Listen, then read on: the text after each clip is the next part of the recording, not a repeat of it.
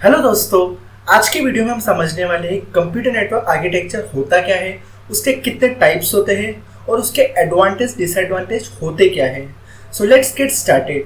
सबसे पहले गाइस हम समझते हैं कि कंप्यूटर नेटवर्क आर्किटेक्चर होता क्या है। इसका सिंपल सा मतलब ये होता है कि एक नेटवर्क के अंदर कंप्यूटर्स को हम कैसे अरेंज करेंगे, उसका एक डिज़ाइन और स्ट्रक्चर, वो होता है हमारा कंप्यूटर नेटवर्क आर्किटेक्चर। इसमें एक अरेंजमेंट, इंटरकनेक्शन कि लाइक डिवाइसेस आपस में कम्युनिकेट कैसे करेंगे और उनमें डेटा ट्रांसफर किस तरीके से होगा, किस अरेंजमेंट में होगा, तो उसे हम बोलते हैं कंप्यूटर नेटवर्क आर्किटेक्चर। अब गाइस कंप्यूटर नेटवर्क आर्किटेक्चर के एक्चुअली दो टाइप्स होते हैं, पीयर टू पीयर नेटवर्क, दूसरा क्लाइंट सर्वर नेटवर्क। सबसे पहले हम समझते हैं पीयर टू पीयर नेटवर्क होता क्या है। पीयर टू पीयर नेटवर्क में होता यह है कि सारे कंप्यूटर्स एक दूसरे से कनेक्टेड रहते हैं, तो सारे कंप्यूटर के पास इक्वल प्रिविलेज एंड रिस्पॉन्सिबिलिटीज रहती है डाटा को ट्रांसफर करने की। इस नेटवर्क में कोई डेडिकेटेड सर्वर नहीं होता है। पीयर टू पीयर नेटवर्क का यूज़ हम एक्चुअली करते हैं स्मॉल एनवायरनमेंट में, जहाँ पे मोस्टली 10 कंप्यूटर्स ही हो या उससे भी कम। ये कैसा देख सकते हैं कि डायग्राम जिसमें सारे कंप्यूटर्स एक दूसरे से कनेक्टेड है। क्लाइंट 1 क्लाइंट 2 से कनेक्टेड है, क्लाइंट 3 क्लाइंट 4 से कनेक्टेड है। तो इसमें सारे कंप्यूटर्स एक दूसरे से कनेक्टेड होकर एक नेटवर्क एस्टेब्लिश कर रहे हैं। अब इसके कुछ एडवांटेज है। पहले एडवांटेज आता है कि इसमें कोई डेडिकेटेड सर्वर नहीं है, तो उसकी कॉस्टिंग बच जाती है। दूसरा फायदा इसमें ये आता है कि यदि कोई एक कंप्यूटर बंद भी हो गया तो इसमें डेटा ट्रांसफर नहीं रुकेगा, और ये नेटवर्क सबसे ईजी होता है मैनेज करना। इसमें हमें कोई एक आदमी हायर नहीं करना होता है जो इस नेटवर्क को मैनेज करेगा। पर इसके कुछ डिसएडवांटेज भी है कि सबसे पहला डिसएडवांटेज ये आता है कि इसमें कोई एक सेंट्रलाइज सिस्टम नहीं है, कोई एक सर्वर नहीं है। यदि किसी तरीके से सारे सिस्टम में नेटवर्किंग रुक जाती है तो हमारा डेटा बैकअप नहीं हो पाता। तो सबसे बड़ा डिसएडवांटेज इसका यही है।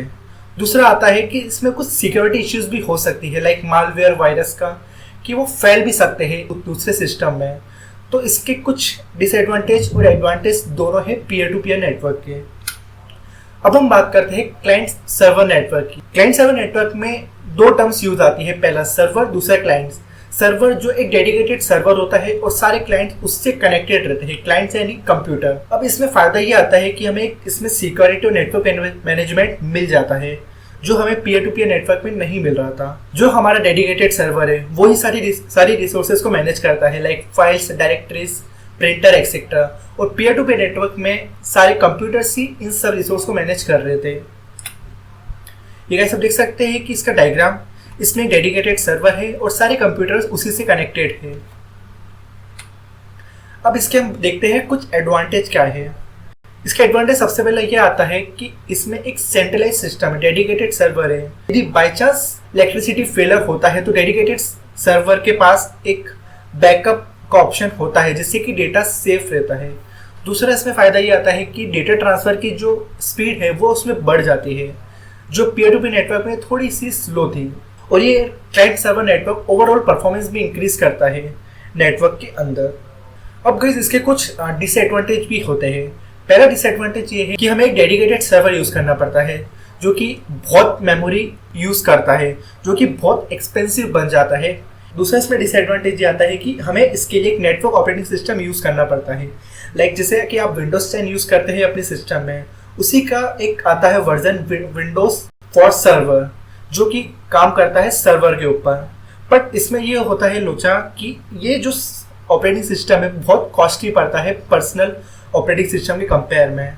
सो इसको खरीदना और बनाना बहुत महंगा पड़ता है। तीसरा इसमें डिसएडवांटेज ये आता है कि हमें एक आदमी को हायर करना पड़ता है जो इन सब चीज़ों को मैनेज करता है, जिसे हम नेटवर्क एडमिनिस्ट्रेटर कहते हैं। वो ये सारा काम मैनेज करता है। होप गाइस आपको ये वीडियो अच्छा लगा और आपको ये वीडियो समझ में आया हो। यदि आपके कुछ भी सवाल है तो कमेंट करके पूछ सकते हैं।